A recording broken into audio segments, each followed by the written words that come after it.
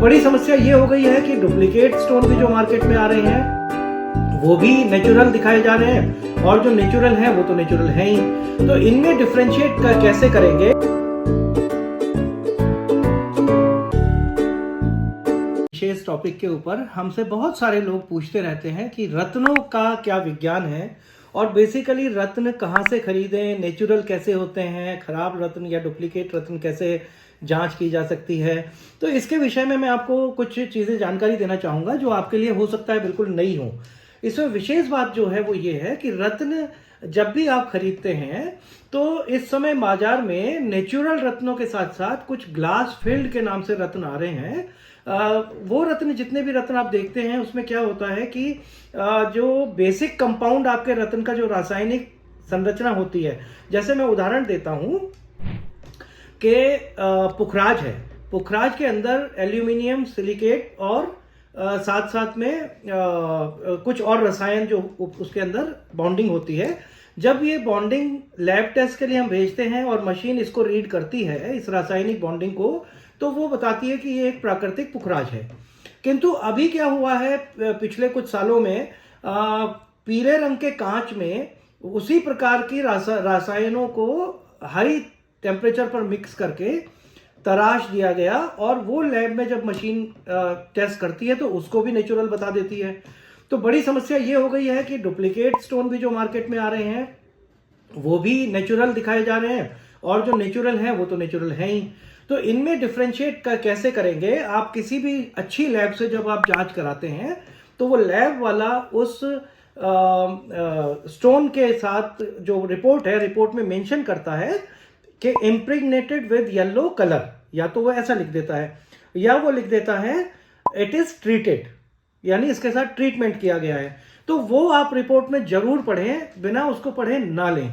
कुछ लैब ऐसी भी होती हैं जो डुप्लीकेट जानते हुए भी कि ये स्टोन ओरिजिनल नहीं है और उसको कुछ पैसा ले दे के वो ओरिजिनल सर्टिफिकेट दे देते हैं। ऐसा बहुत कम होता है, बट दुनिया में सब कुछ हो रहा है।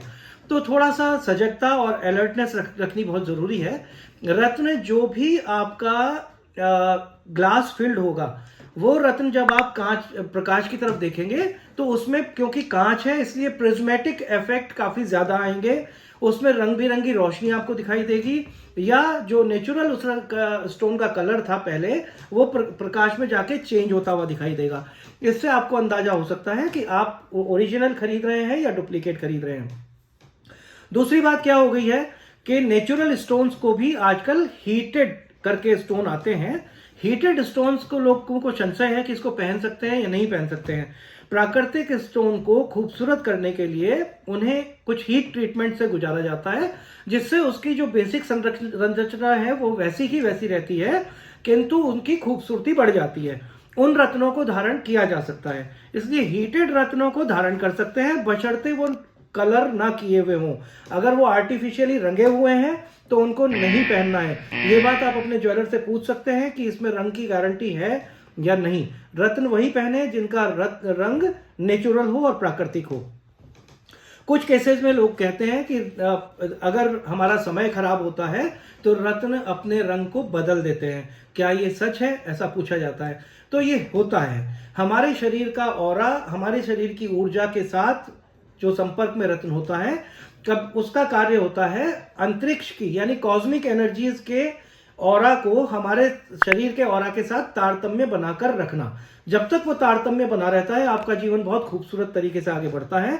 जब वो तारतम्य टूट जाता है तो या तो आप बहुत दुखी हो जाते हैं, आप आहत होते हैं, या फिर आपका रत्न आहत होता है। ऐसा देखा गया है। वो अचानक क्रैक भी हो सकता है और उसका रंग अचानक परिवर्तित भी होता है। ऐसा कुछ अनुभव हमने किया है, तो यह बात बिल्कुल सत्य है। तो आज हमने रत्नों के बारे में आपको विस्तृत जानकारी दी है। इसी तरह की जानकारी के साथ हम आगे आपसे मुखातिब होते रहेंगे, बातचीत करते रहेंगे। धन्यवाद। नमस्कार।